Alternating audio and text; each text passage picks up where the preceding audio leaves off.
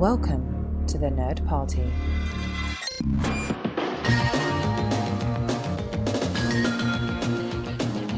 Welcome to Great Shot Kid, the podcast on the Nerd Party Network that looks at sometimes the overlooked facets of filmmaking. I am John Mills, and this week I have with me a very special guest, the founder of the Nerd Party, Tristan Riddell. Tristan, how are you? Oh, I'm doing fantastic, and thank you so much for having me on. I love being on Great Shot Kid, and I love talking Star Wars.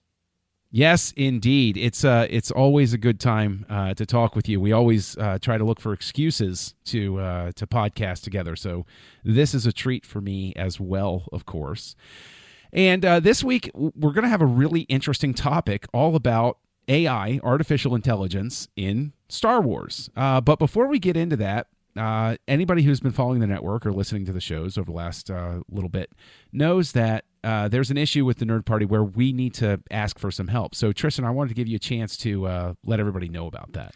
Yes, like John said, if you've been paying attention, you have noticed that we've been tweeting, we've been Facebooking, we've been sharing videos and talking about this on every single one of our shows on the Nerd Party. Every single show has been talking about this, and that is because our network has been hit with a legal claim, and it's a bad situation, and we're trying to get out of it. We're trying to fight it, and we're trying to fight predatory legal practices like this, and we need your help in order to do that. We need listeners like you to donate, give, and if you can't do that, share the message and spread the message, because we are asking for $8,100. It's a very specific number because every single cent of that donation will go towards our legal fund. Every single cent is going to go towards our legal fund, and that legal fund is going to help us fight this, get it off our backs, and continue doing what we do best, and that is being nerdy, talking about nerdy things, because that's what we are. And the people who are coming after us, who made the claim, are asking for less than what it would be to go to court, and that's a very strategic move on their part, and we can't really go into too many specifics because of legal reasons, but if you want to find out more and you want to help us, you can go to gofundme.com/thenerdparty. Again, that's gofundme.com/thenerdparty. It has a video of me talking about the situation. It also has a transcription, and it allows you to share, and if you're going to share, please use the hashtag TNPFight. And one of the main reasons why we're asking for help is because we don't have business insurance. We're not a big mega corporation. We're just a bunch of people talking about nerdy things. And whatever we don't raise, whatever we don't raise with the GoFundMe will have to come out of my personal finances, because like John said, I'm the founder, I'm the publisher, and my name's on the masthead. And so anything that you can do to help, any amount that you can give or any way that you can share is appreciated, especially by me. So please go to gofundme.com/thenerdparty. Yeah. Thank you, everybody who has already donated, and thank you to everybody who's considering and waiting for just the right time. Every little bit helps. Even $1 is $1 more than was there yesterday. So thank you, absolutely, everybody, for what you've done. So getting into this week's topic, like I said, it's artificial intelligence in Star Wars. AI, robotics, automata. They are a staple of science fiction. They have been an obsession of science fiction writers and filmmakers since the very beginning, because nothing challenges the questions of the nature of humanity than a machine that seems human. And so I know that we talked about this a little bit beforehand, just as we were discussing ideas and everything. So I want to ask you what you think of the automata, of the artificial life that we've encountered in Star Wars. I know to me it seems unique from other franchises and stories, but what are the impressions? Like, how would you define AI in Star Wars? I think it's in Star Wars, it's such a different beast compared to other franchises, in my opinion, because it's matter of fact. Like so many things in Star Wars, things just are.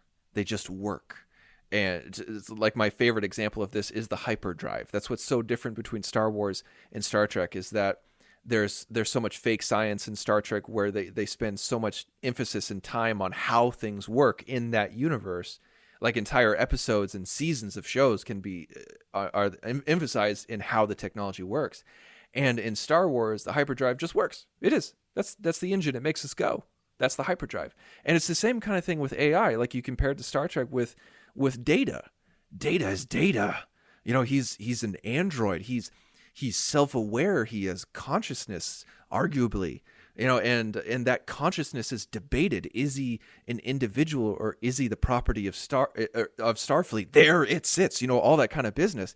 And in Star Wars, even something that looks like a trash can has emotions, and it just is.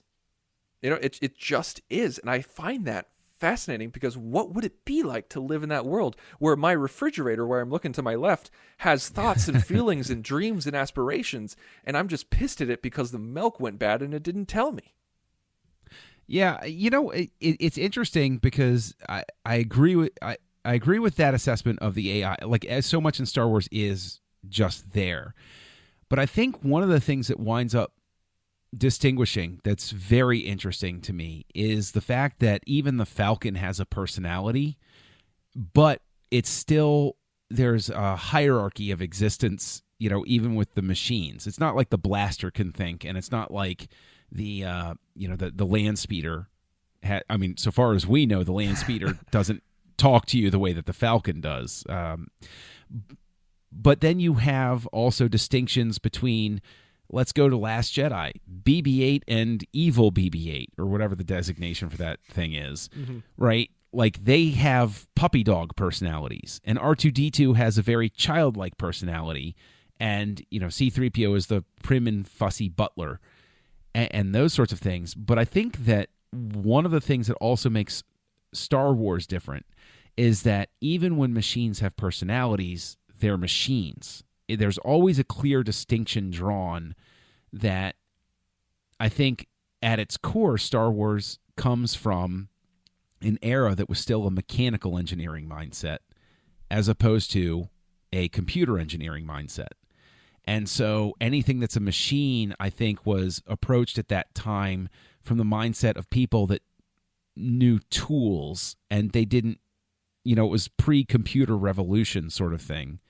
And so I think that's reflected in how the machines are constructed and operate within Star Wars. We don't serve your kind here. They don't want you here. Right? That always confused me. I was just like it's a robot, you know, like it's a droid. That's weird. What's the deal? It's not like they're going to drink anything anyway. Maybe that's the reason why. That could very easily be the reason why, but that's another reason that I love the prequels and the Clone Wars cartoons so much, is if you're in a galaxy, especially if you're old enough to have remembered the havoc that droids caused, I wouldn't want them in my bar either, you know? Like, I don't know if you're an assassin droid. Get out there, you know? With the I like that interpretation that you have there. I like that you know, like it's in the 70s. It's much more mechanical. That's kind of a clear difference between the original trilogy and the prequel trilogy. Like, if you look at the OT, everything's greasy and dirty and grimy and hands-on. And I know that there's many different interpretations as to why, but you know, and like, we're living in a post-Vietnam era, and then when you get to the prequel series, we're in the post-computer revolution. We're in the middle of the digital revolution. I mean, Attack of the Clones was the first major motion picture to be filmed on digital. That's amazing. And it's just it's so like everything is very clean and prim and proper and smooth. And it's just with the droids, it's I feel like with the sequel trilogy, let me rephrase that. Not just the sequel trilogy, but with this new era of Star Wars films, with Force Awakens on, including Rogue One and now Han Solo, or Solo, whatever. I think the droids are getting more emotional and lifelike. Like, if you look at K2SO, you know, like, yes, he's still very much a machine, and like he's huge like a machine, but he's a little bit above R2-D2, and from a child to a petulant child, like, nobody likes you, you know that, and like, he just kind of has that air about him. And if you look at the very, very quick snippets that we've gotten of the droid who's flying the Millennium Falcon with Lando, I feel like we're gonna get it's gonna be a person. Like that's what I'm. That's the sense that I'm getting from this new droid in Solo, is that it's just straight up a person in a mechanical body. Well, I always liked the fact, and I know that Lucas pointed this out all the way back when Phantom Menace came out. But like, if you trace the development of the characters, as Anakin becomes more mechanical, the droids become more human. R2 and 3PO become more quote unquote human, like to the point where in Return of the Jedi, the droid that said, "I'm just an interpreter, not very good at telling stories," is now telling the story that leads to the victory of the rebellion. Like it's a neat little arc. And so I think there's still that underlying thing, but I think with the evolution of the droids, the mechanicals in the Disney era, I think it's a very interesting sort of problem for them to have and to try to tackle, is that I think that the machines in the droids in Star Wars are still they're still anachronistic to science fiction as a whole. I think it very much underlies that whole. There's never I would say, as we're sitting here talking about it, I want to throw this idea out at you because it crawls into my brain. I think one of the key things missing is and this I guess speaks to the point you were making about how they just are. There's no tortured examination or question for anybody about whether they are beings or whether they are, like people they're just there. People don't have these ongoing discussions or Measure of a Man episodes about whether 3PO counts as a sentient. But here's a disturbing question. I actually wrote a blog about this a long, long time ago.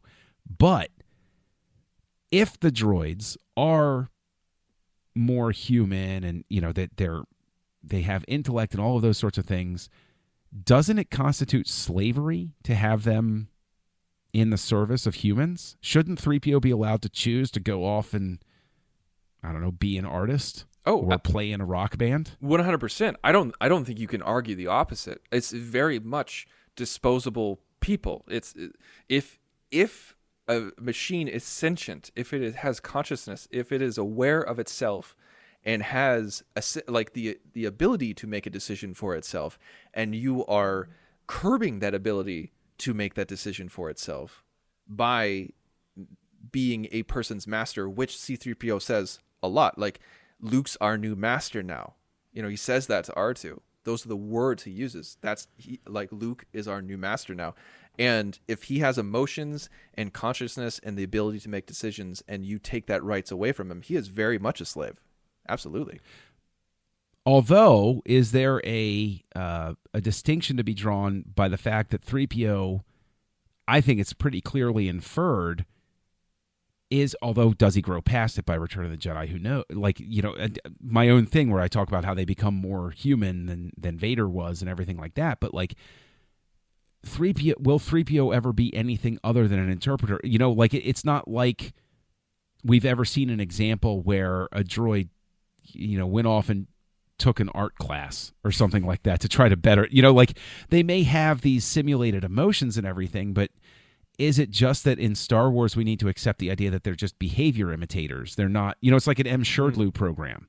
People all thought they were talking to a real person, but it was just a bot set up to continue asking questions so that they thought they were talking to a real person. Okay, so I see what you're saying. Maybe they're not sentient. Maybe they don't have the ability to make decisions on their own outside of their programming, if it's really just the appearance of personality. But then I would argue to you, what about, what's his name? IG-88? Is that his name?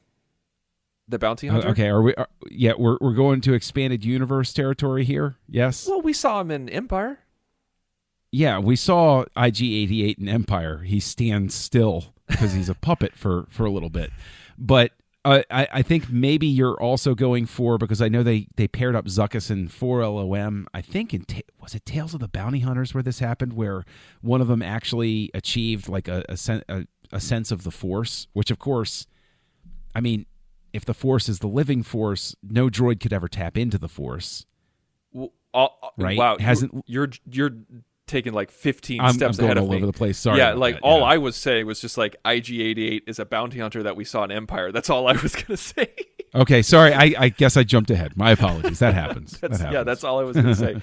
Is that Sorry. I was like, we saw a bounty hunter. So I mean, as far as we know, we don't know. It could be this where like, does that bounty hunter have a master, or is that bounty hunter in business for himself? Most bounty hunters are. They're their own boss.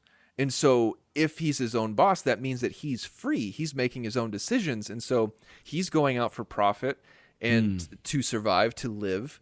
And I feel like that puppet who had no lines, who was just standing there at Empire, might be the biggest example of a self-made man, about how it's not just C-3PO making a facsimile of emotions and decisions, that like that's a person living in the universe, you know, keeping their head down with the flags above their heads. Well, and don't just point to IG-88, but there was also Zuckuss, who's now known as 4LOM because they retconned that.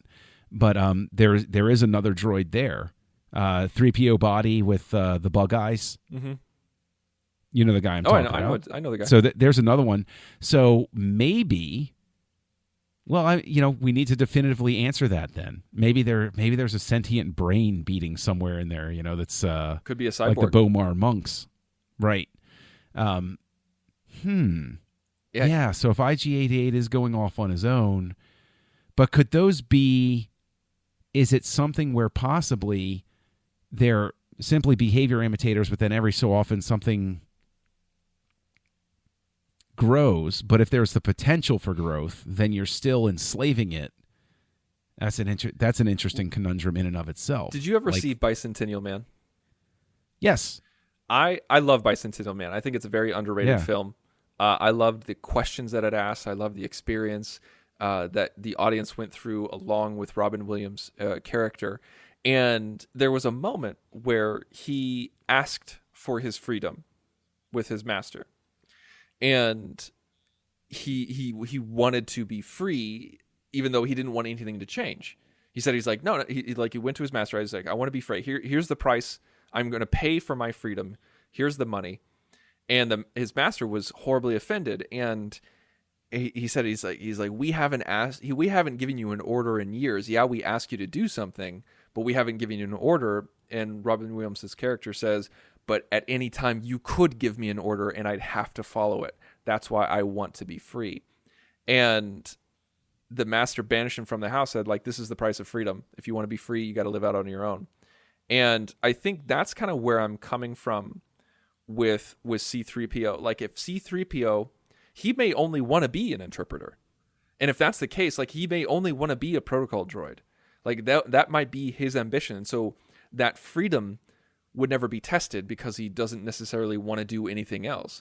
But at any moment, if he went to General Organa, or if he went to Luke or whomever, or the people in the Resistance or the Rebellion, if he went to them and said, like, I don't want to do this anymore.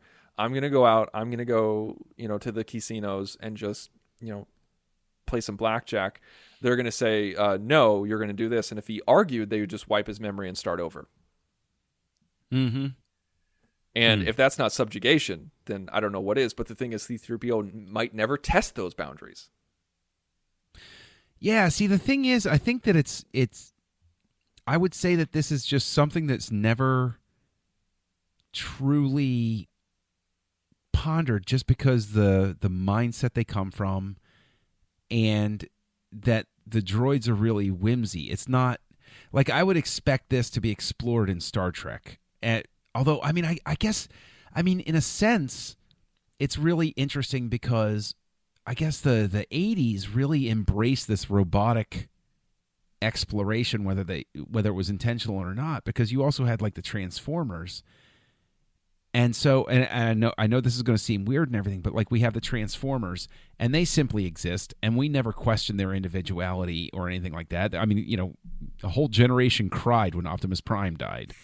And the Terminator, if he could learn the value of human life, maybe we all could. But at the same time, like, even Terminator's an interesting thing. Maybe that's a way to mark the evolution. That would be really an interesting sort of way to mark I think you called it out earlier, where look at the way the droids are in the originals, look at the way the droids are in the prequel era, and then look at the way the droids are treated in the sequel era. I don't think we've had enough truly novel approaches to droids in the sequel trilogy yet to sort of like form that data set to compare. Mm-hmm. But it would be so interesting to see each era reflective of, you know, the people telling the stories at the time. But at the same time, are we going to get a unified perception of Automata because we're going to have different directors for each film or film series? You know, this isn't one person's vision of droids. They're each going to sort of explore it on their own.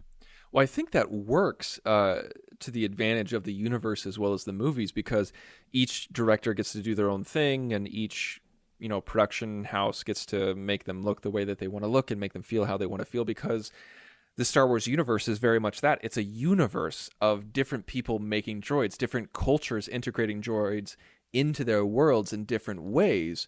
And because it's not like clones where they're all made on Camino. Yeah, it's not just it's just like all these clones are made from Jango Fett, and this is what they're like, and like, yeah, they have different each one has different personalities or have different experiences, but it's all the same base level.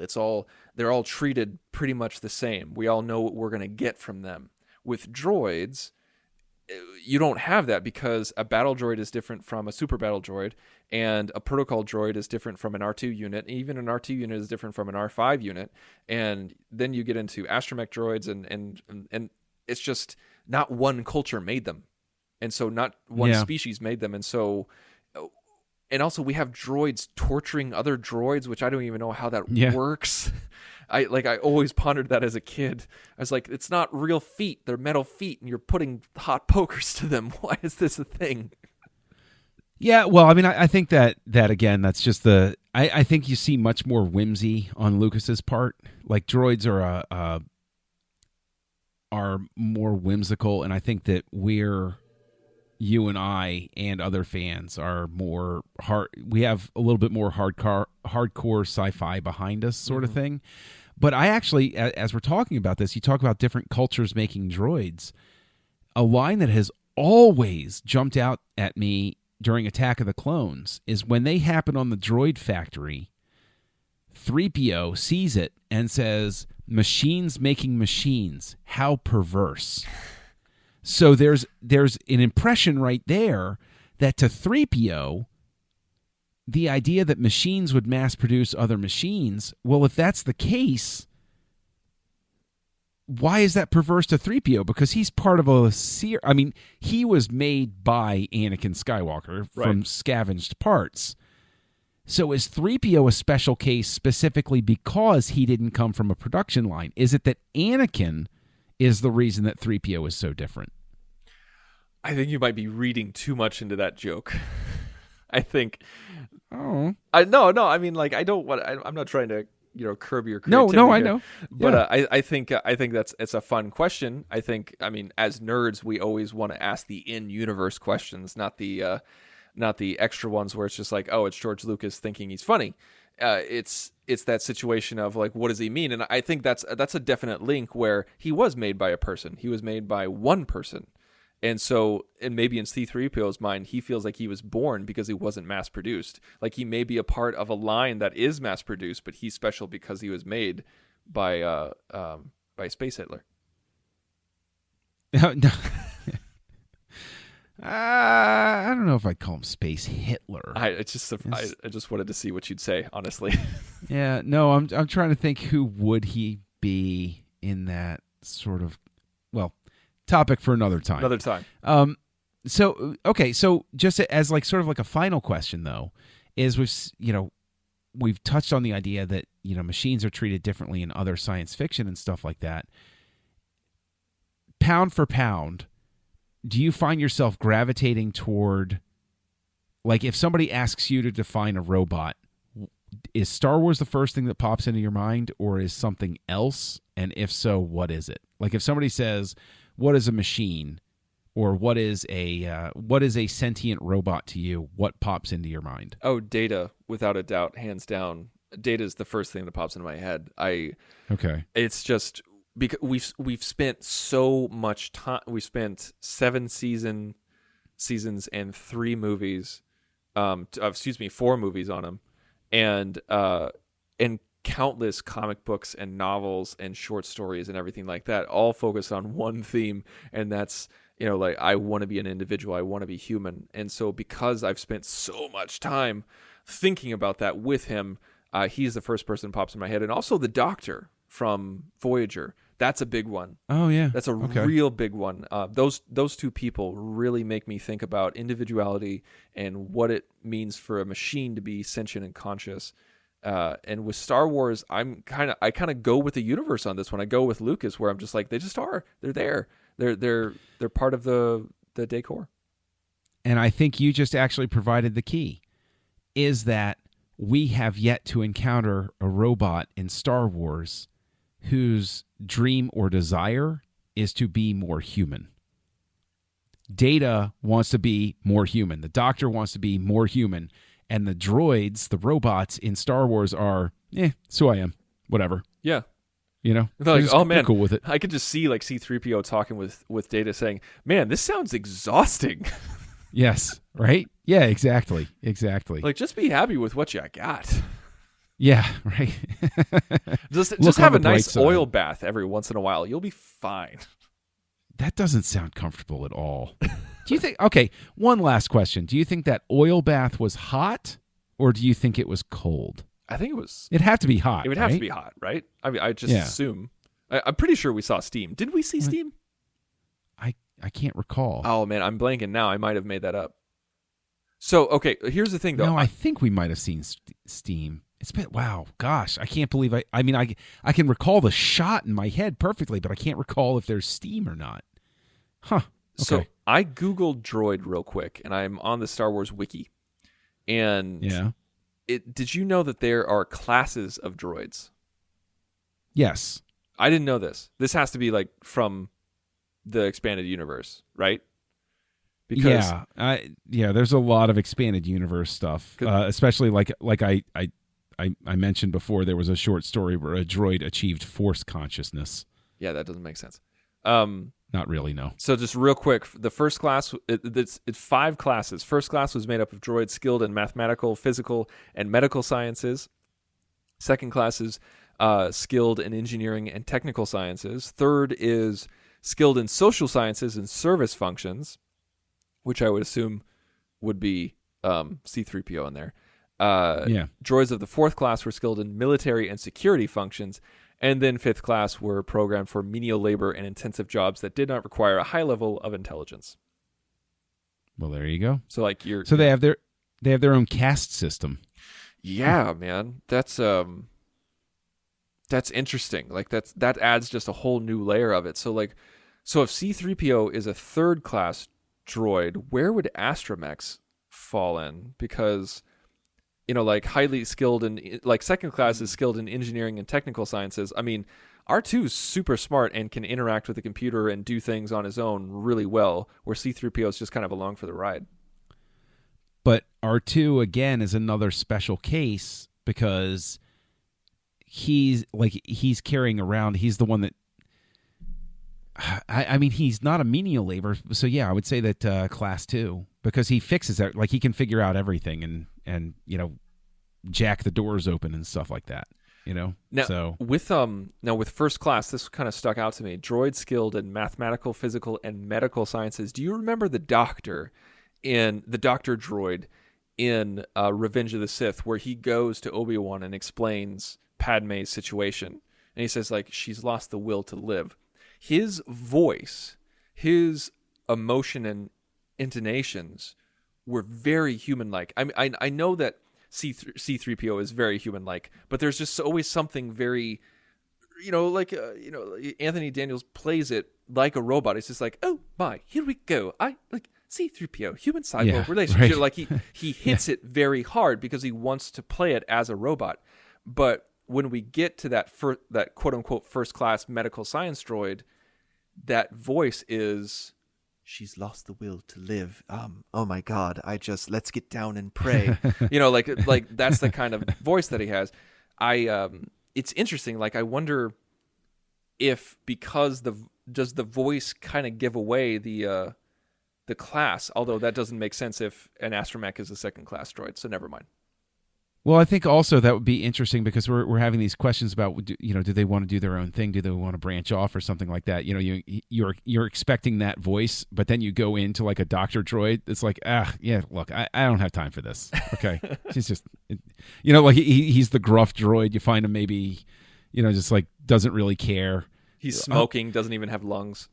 Would a medical droid have to carry malpractice insurance? Who would you sue if something went wrong with the medical droid? I think you could sue the facility. I think that's what you do. That seems kind of sketchy. Seems like that's a way to sort of like dodge the responsibility and the loss. I don't know. Now, do you have a favorite droid? And it doesn't even have to be in the movies. Like, it could be in Clone Wars or Rebels or or the novels or anything like that. Did you have a droid that really just stuck out to you where just like, you know what, if I had a droid, I'd want him to be this one? I've always been a huge fan of R2-D2 since the beginning. I've always loved R2-D2. R2-D2 is just the best. But if I expand that out and I start looking at things like the Clone Wars cartoon, I developed a special affinity for the commando droids. I thought those were really cool. I really liked them a lot because they were so much more interesting to me than, you know what? No, I do know who my favorite would be because they got a laugh out of me every time because this is the part of me that's shaped by my dad. This is my sense of humor. Pit droids. I love pit droids. They are the best. They are the best. You're the only person who would ever answer as pit droids. That's not true. I'm telling you again. I remember taking my dad to go see Phantom Menace, and he and I both laughing when the pit droid gets sucked into the engine and spat out. I can't watch that scene without laughing. I love that scene so much. It's so funny. Now, when I think pit droids, I think about Star Wars pod racing, Nintendo 64, because you could buy more pit droids and they would help rebuild your racer faster and repair it faster and everything like that. And they would always like smack each other around if you bought more than one. Like, they would never get along well. Yeah. Right. There you go. That's so. Yes, I'll put. So, who's your favorite? Oh man, like I feel like there's a distinction between like my favorite and who I'd like to own or like who I'd like to have in my life. Now, I will bring up one droid because I love bringing up stuff about Star Wars that I know you don't know because it makes me feel superior. And it's from the game Star Wars Knights of the Old Republic, the old game that's one of the best Star Wars games ever made that I know that you have not played, even though I've begged you to do it. I even offered to buy it for you. I did. I even offered to buy it for you, and you're like, no. It's become a trope now. You're just like, no, I refuse. But there's a droid in it called HK-47, and he's an assassin droid. He's a hunter-killer assassin droid. That's what the HK stands for. And he's a Jedi hunter. And he was constructed by a Lord of the Sith, and he's kind of a K2SO situation where he lost his memory and he was reprogrammed, and he is a non-playable. Actually, no, he is a playable character. Like, you can he can be a part of your crew, and you can switch over and play him and everything like that. Repair his components, and he's like super sassy. Like, he's just like, he has no remorse, and he'll kill you if you cross him. But he's super matter of fact about it. He's like, Master, do you want me to kill these people? Because I will do it right now. Like, it's just like stuff like that. Or like, he'll call people meat bags, and I think that's hilarious. But I wouldn't want a hunter-killer assassin droid and Jedi hunter in my life. So I'm a big sucker for things that are emotional and will show me affection that I don't have to feed or pick up after. So I would probably go with BB-8 to be in my life because I think that'd be adorable. The way you set that up is a really telling statement. So I'm just gonna let it lay there with everybody so that you know. So yeah, no, that's cool. BB-8 is cool. I think that BB-8's one of the better creations to come out of the sequel agreed era. I do And regardless of where either one of us stands on Last Jedi, I thought he was underutilized in Last Jedi. I wanted a little more time with BB-8. Underutilized, really? I feel like did. I feel like I could go either way on that one. Where I'd say it was like he was underutilized, where like we could have seen him a little bit more. But the times that we did see him were a little ridiculous. We were just like, really, like he's gonna pilot a walker? Okay, I guess we're doing that. Oh, okay, fair enough. So I guess what I'm trying to say, underutilized, is I would have liked to see him be more integral to the forwarding of the story. Yeah, yes, I think we're in agreement. I would have liked to see him carry it forward. Anyway, so yeah, I mean, this has been fun. Who did droids? They're just a part of our lives now, thanks to Star Wars. So we're all waiting on C-3PO to show up with the robotics revolution here, because I'll feel a lot better if I have a whole bunch of C-3POs walking around instead of, like realistic looking Terminator robots as receptionists or something like that. Or like those horribly creepy Sophia droids or whatever they're called, like like the bald cap and the see-through skull, but they still have the face. Ugh. Yeah, well, it's sort of like a was it an Ex Machina but without hair, sort of thing. Like you can see all the bleepy things in the background, but yeah. So, this has been great. If anybody wants to bug you online about droids and your opinions on them, where can they find you? Well, if you want to reach the show, if you want to contact Great Shot Kid, we'd love to hear from you. I know that Schindler and John would love to hear from you guys and your thoughts on droids. And also, side note, how awesome was it that Lucas trademarked the term droids? That's just amazing. I feel like we could get a lot of audience participation in this concept. Like, reach out to us on Facebook at facebook.com/thenerdparty. Find us on Twitter at Join Nerd Party. Or if you want to email the show, you can go to thenerdparty.com/contact, select Great Shot Kid from the drop-down menu, fill out the form, it'll send us an email. And like, who are some of your favorite droids? Or are they conscious? Or are they really artificial intelligence? Or is it just a facsimile?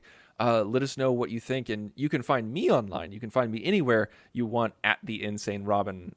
Just type that in and you'll be able to find me. You can also find me on the network on a show called Nerd Nuptial, which is a show I host with my wife where we look at married life through a nerd lens.